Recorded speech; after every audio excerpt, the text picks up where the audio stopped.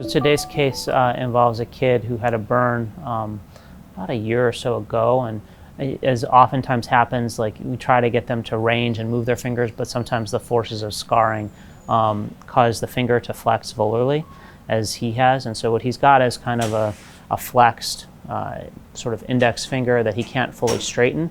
And what we're going to do is release the tension on the volar surface of the finger so that it can be fully straightened. We'll create a defect on the volar surface of the skin, and then we'll put a skin graft in that. Because we're going to be releasing it on his finger and he's not going to keep his finger straight for us, we'll put a metal K-wire down his finger to hold it in position. This will prevent the finger from moving and losing the skin graft to shear. It also helps keep the skin and everything fully straightened, so when we sew everything in, we know it'll be in a good position functionally for him. Because he's so young, there's certainly a chance that this is going to recur. And since it's a small defect, I think the best option for him would be a small full thickness graft, where we could take a pinch of skin from his groin.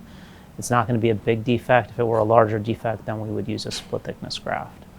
In terms of this operation, I'd say I was going to break it down into three steps, maybe 3 to 4 steps at most. One is release the scar tissue, taking care not to injure the flexor tendons, and also be mindful of the neurovascular bundles on the radial and ulnar sides of the index finger.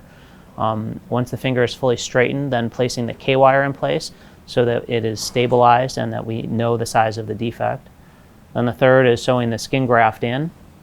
And then the fourth, if it's big enough, is to put a bolster or some type of dressing on, and that may be a dressing that is sewn in place, wrapped in place, and or reinforced with some thermoplast, which is a splinting material to help hold his finger out so that he can't, try to minimize the chance that he can move it while everything is healing.